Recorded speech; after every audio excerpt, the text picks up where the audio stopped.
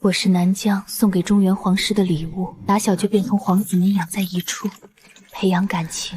哪位皇子们娶到我，便能得到南疆的支持。中原皇帝更有旨意，我审定的夫婿便是未来的储君。上一世，我选了倾慕多年的三皇子萧景琛，甚至用南疆秘术逆天改命，为他注入真龙之气。可他登基后做的第一件事，竟是命人废去我全部修为，将我永世禁锢在这不见天日的棺椁之中，用符咒封死在棺材里，又命戍边将士屠戮南疆。我80万族人无一活口。谁稀罕做这个皇帝？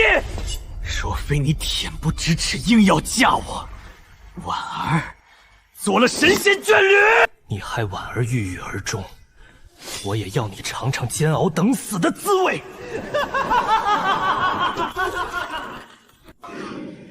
奉天承运。重生后回到祭天大猎这日，我决定成全他们这对野鸳鸯。7日后，皇上赐下2道圣旨，一道赐婚，一道立储，皆与萧锦琛无关。可他为何又眼角通红，跪着求我嫁给他？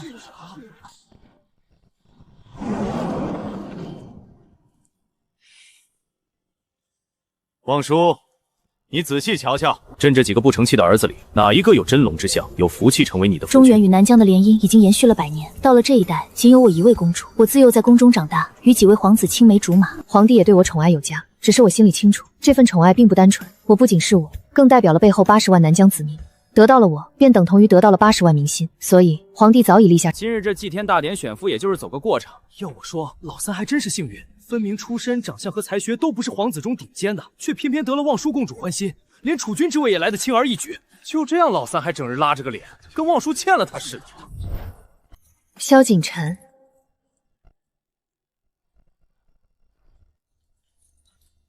既然在你心里权势地位比不上一个女人，我也不勉强。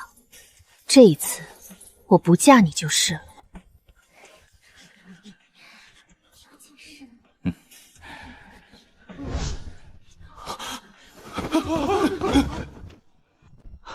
父皇，儿臣承蒙望舒公主错爱，自知这桩婚事关顾国运苍生，儿臣愿意娶望舒公主为妻。只是，儿臣对柳家小姐林婉儿一见倾心，不愿委屈了她，求父皇下旨赐婚，允许儿臣一同迎娶2人，皆为正妃，不分大小。胡闹！那柳家姑娘什么身份，也妄想和公主平起平坐，你简直糊涂！允儿身份的确不如公主尊贵，可正因如此，儿臣更要为她撑腰。若连自己心爱的女子都护不住，如何护住天下臣民？原以为三皇子只是资质一般，没想到这般拎不清。难不成在他心中，南疆80万臣民的心悦诚服和唾手可得的江山，还比不上一个小小女子？他这是笃定了望舒公主非他不嫁，才敢提这么过分的要求。老三，你是铁了心要娶柳家姑娘，请父皇成全。都散了，7日后大婚，各自准备去吧。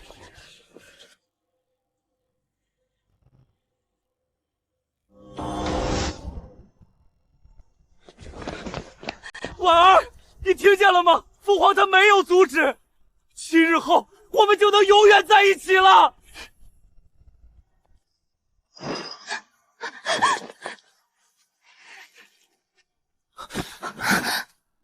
云望舒，你心里有什么不满，冲我来，别对婉儿甩脸子。婉儿身子弱，成婚后你们不分大小，这些礼节就免了。我分明什么都没做，何时给他脸色看了？况且他是不是误会了什么？误会了什么？皇上方才只说7日后大婚，可从未说过我的夫君是他。殿下，只要能与您相守，婉儿甘愿做小，您别因为婉儿同公主置气了。殿下日后君临天下，须得顾及南疆百姓的心情。傻瓜，我有真龙命数，日后登基，四海臣服，何须看他一个女子的脸色？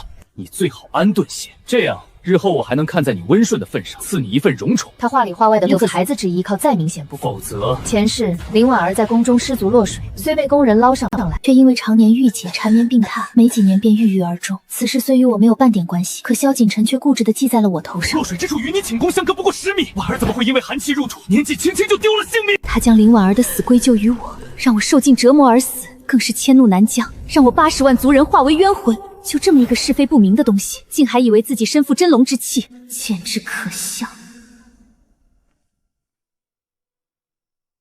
哼，三皇子对林姑娘真是情深意重，那望叔就提前恭祝你们白头偕老，早生贵子了。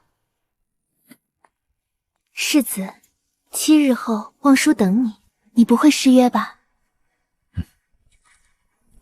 他不曾开口，可光是看着他宽厚高大的背影，就足以让我心安。前世，萧锦晨将我钉在棺木中，绝望等死。混沌中，我隐约听见刀剑挥砍声，是从边疆策马赶回的聂孤舟。望叔！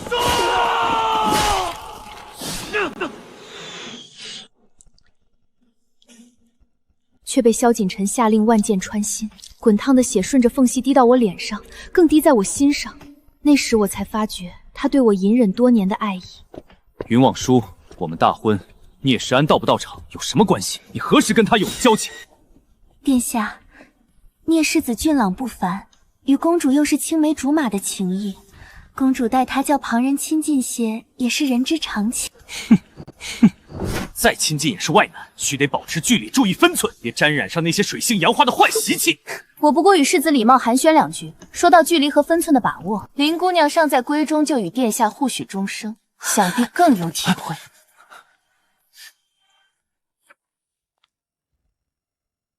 看着满屋子萧锦镇的痕迹，我心中翻涌起恨意。初见时他赠我的一只美美，我舍不得丢弃，压在书籍中保存，视若珍宝。可如今看来，鲜红的蕊心恰如族人的血，在我心头挥之不去。前世濒死的情景如乱梦者，真实的令人心惊。再醒来时，竟已过了整整3日。公主，您可算醒了。祭天大典上，您究竟选了谁为夫君啊？为什么外面都在传您要与柳家小姐同时嫁给三皇子，还不分大小？这些天您一直睡着都不知道。三皇子对那位柳家小姐可真好，不仅为她大兴土木，在府中挖了个莲花池，甚至亲自去行宫移栽了先皇后钟爱的月光莲。柳小姐不喜甜腻，三皇子竟直接下令，往后府里不准出现一道更。那江南禁锢的浮光锦，您可还记得？宫里娘娘们都稀罕的宝贝。三皇子倒好，运了整整1马车给柳小姐裁制新衣。公主，都什么时候了，您还笑得出来？三皇子将柳小姐视作眼珠子，您要是嫁过去，岂不是等同于打入冷宫？好了好了，我不嫁他了还不行吗？云望叔，若真不想嫁我，为何不去找父皇做主退婚？你不过是见不得我对婉儿好，故意说些欲擒故纵的话，想要我也那样对你。从前怎么没有发现萧锦晨这般自以为是？我今日来是知会你一声，你从南疆带来的嫁妆，我搬了一半去刘府。放心，不是贪图你的东西，婉儿，只是给婉儿出嫁那日撑场面。萧锦晨，那些是我父王给我的嫁妆，陪了我10多年，你凭什么自作主张拿给旁人？我自小背井离乡，父王心疼我，每一件嫁妆都精挑细选，倾注了他对我全部的爱意和思念。你疼惜爱护刘婉儿，为何不从自己的库房里拨了给他？难不成堂堂3殿下口口声声说爱，实际却是一毛不拔的铁公鸡？闭嘴！我只是给你个向婉儿示好的机会，作为交换，新婚那晚我会进你的屋子，给足你南疆公主的体面。只是我答应过婉儿，绝不碰你。过了此时，我再去婉儿房里。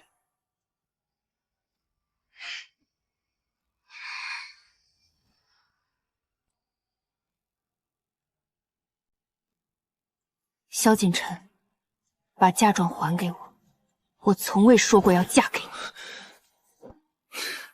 云望叔，我知道你心里不舒服，同我赌气，我亦知道你心中有我，否则为何还留着我送你的小物子？云望叔，你在干什么？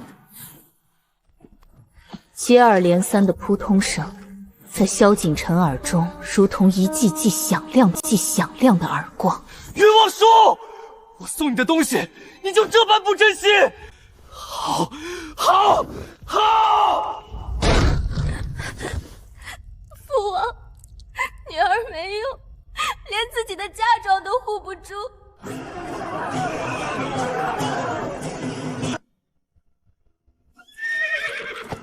不是嘴硬说不嫁给我吗？还不是乖乖等我来接？这发髻不是皇子妃的规制。云望叔，你好大的胆子！为了盖过婉儿一头，居然无视宫规组织！来人，给公主重新梳妆。住手！放开我！住手！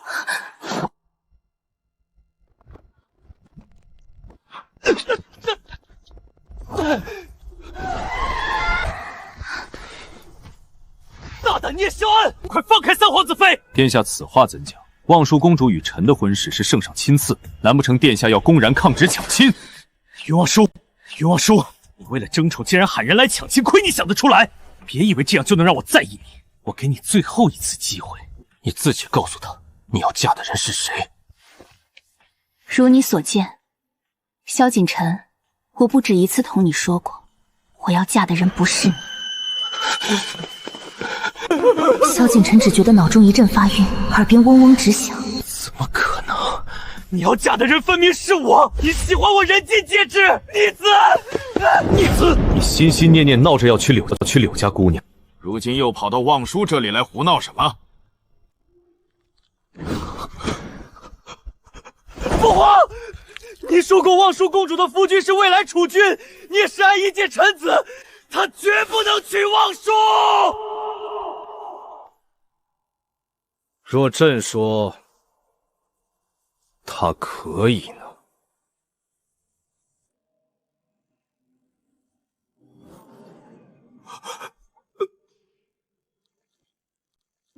父皇，您这是什么意思？哼！宣旨吧。一道为我和聂世安的赐婚，一道则公布聂世安皇子身份，同时立他为储君。当年聂世安的生母与皇上私定终生，却被先皇赐予老晋安侯为妻。成婚后不足8月，聂喜安咕咕坠地，皇上便知晓他是自己的血脉，只是为了维护皇室和晋安侯府的名声，才不曾声张。原本众皇子若争气，有能担大任者，聂世安将永远作为晋安侯世子，与世无争。可谁知萧景琛宁愿放弃权势地位，也不愿委屈了心爱的女子。前世萧景琛不知何时知道了聂世安的身份，以我为饵诱他回京，又顺手除掉这个威胁他王位的隐冠。世安，还愣着干什么？别误了吉时。是，父皇。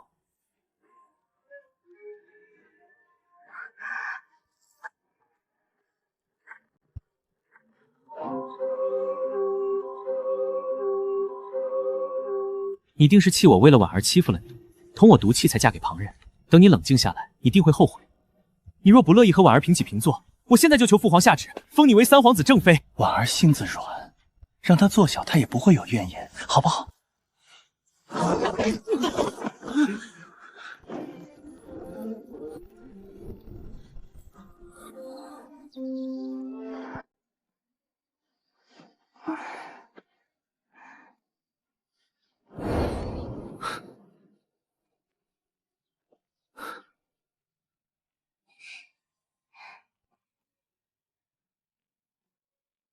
往后余生，唯你一人。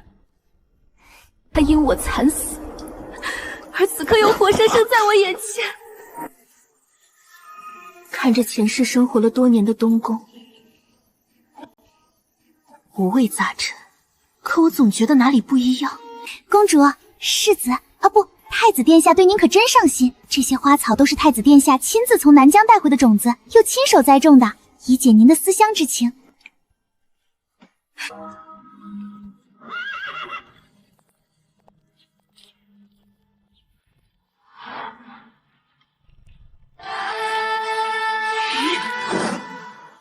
公主，您是不知道。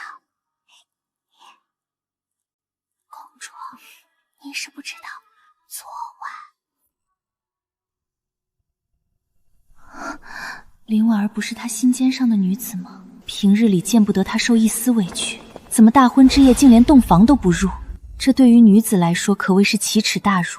况且这事连小竹都知道了，想来已在京城贵女们之间传遍了，这叫她以后如何自处？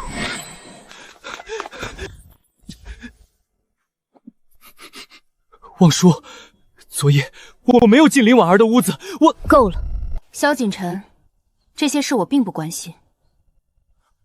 她从前为了不食儿没少让我委屈，如今我嫁人了，她倒低三下四来我跟前献殷勤，真叫人看不懂。不，有件事一定要你知道，你可还记得？你刚到中原那年的宫宴上，我失足落水。我怎么可能不记得？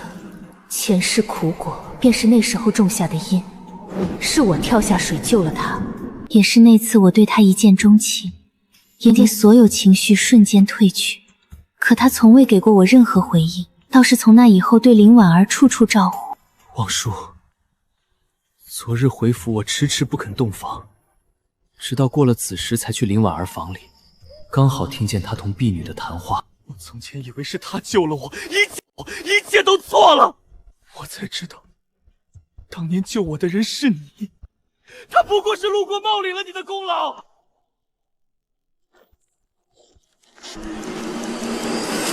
他的心像是被钝刀寸寸割开，牵扯着连呼吸都在痛。困扰我多年的疑团解开，可我内心却毫无波澜。这一切与我早已没有任何意义。所以呢，萧锦晨，你不会告诉我，当年谁救了你，你就爱上谁吧？那你的爱，真是简单又肤浅。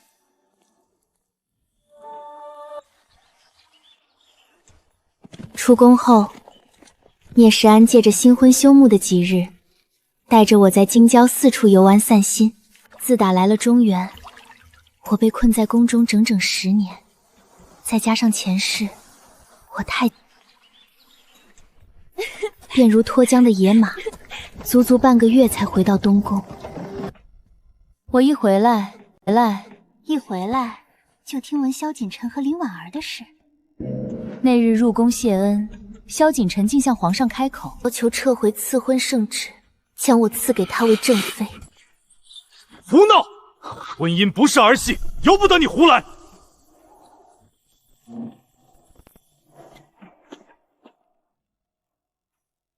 后来，萧锦晨迟迟不与林婉儿圆房，林婉儿给他下了药。林婉儿，亏你还是千金小姐，怎么也耍这种下作手段？殿下迟迟不碰妾身，究竟是在为谁受审？望舒公主早已是太子妃了，消散自己的嫂嫂，殿下又比妾身高上多少？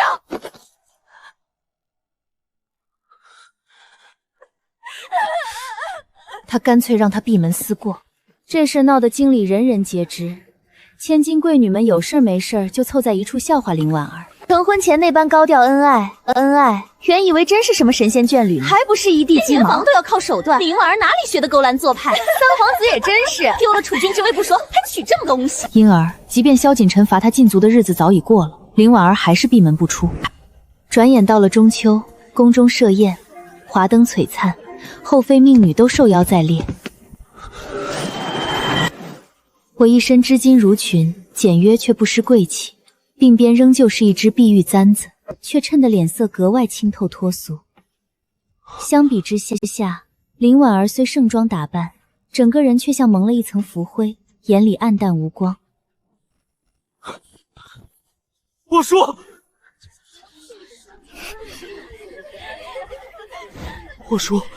从前是我有眼无珠，认错了人，你原谅我好不好？我心里是有你的。你也还爱我，对不对？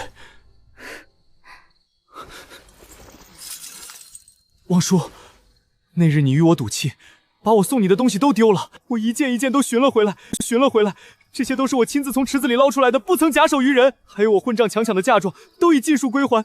你别再生我的气了，好不好？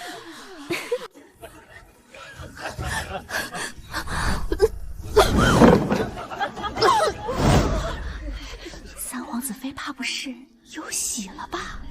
但眼神一绝地翻盘，亮晶晶的。他隐隐觉得这个孩子就是他翻身的关键，他后半生最坚实的依靠。萧景琛即便生他的气，可看在孩子的面上，总会对他好一些。可谁知萧景琛脸上不见喜色，反倒是一脸的心虚。萧景琛，这就是你口口声声说的心里有我。王叔，是他下了药，并非我本意。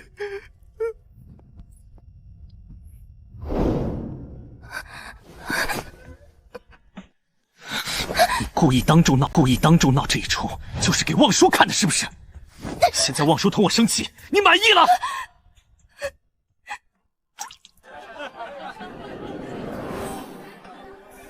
从前萧景琛最舍不得见他落泪，可如今他低头垂泪许久，他却好似没看见，只是绷着脸，眼神不自觉瞟往我的方向。宴席散去，夜色深沉，聂时安揽着我往东宫走，萧景琛还是阴魂不散跟了上来。方才席间聂时安为我夹菜喂食，每一个亲密举动都像尖刀刻在萧景琛心上。忍到此时，他实在承受不住了。望叔，你始终不原谅我，难不成你真的爱上了他？凭什么？就凭他是太子，如果没有他，你是不是就能回到我身边了？他此刻情绪已然失控，不断让我心生寒意。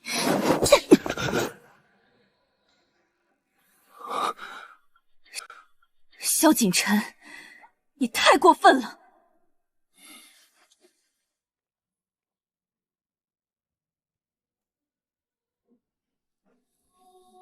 一路上，萧景琛的话始终萦绕在我耳边，令我心神不宁。我这才意识到，我对聂时安的在乎，比自己想象的还要更多。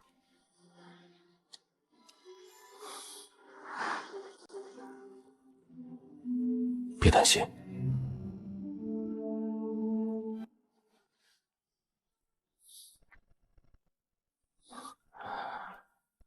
望叔，我不会有事的，要先使劲的。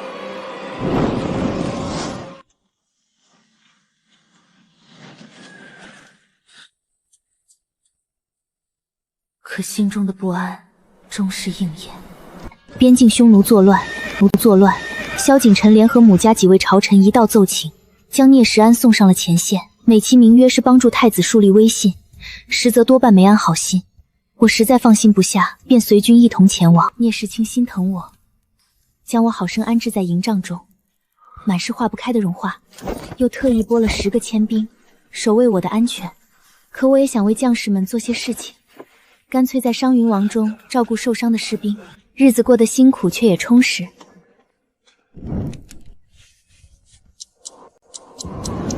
一晃半年过去了，快到了班师回朝的日子，一切安然，我的心也放回了肚子里。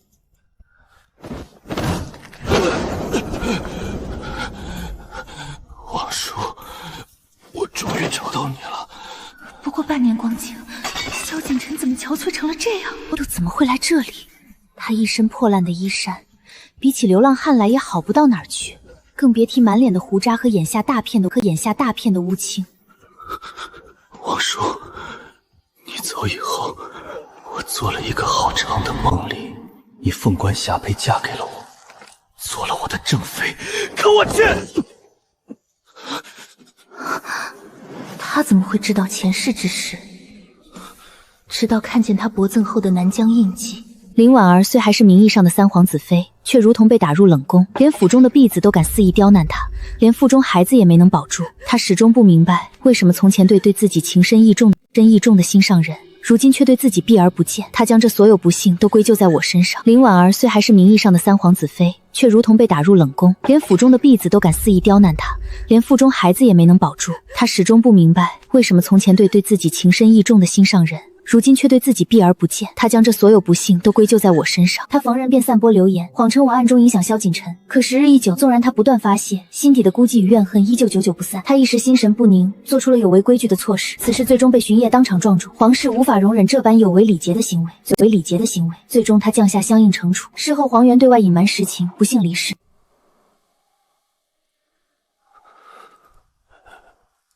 如今强撑着到我面前，也已经是油尽灯枯之象。没几日，他便在睡梦中咽了气。去寻主人。父王还不出来？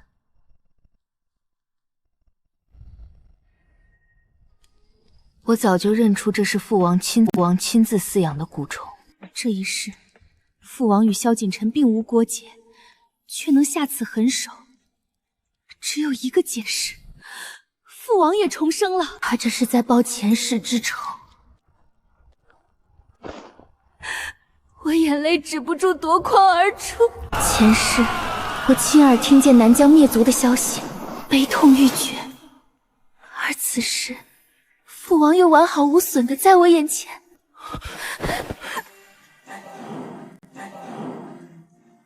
王叔，你受苦了。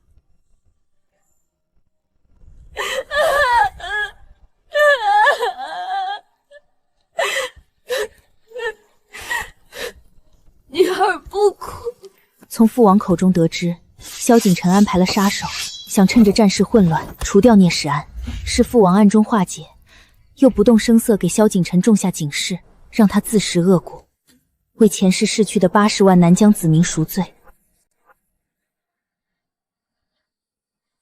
我看着远处萧锦晨小小的坟头，心中感慨万千。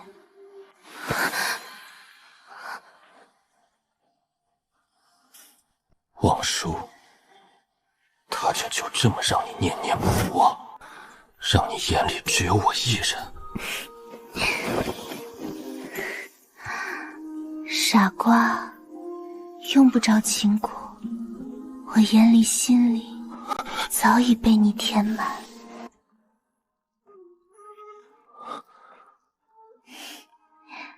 啊，不，还有这个小东西。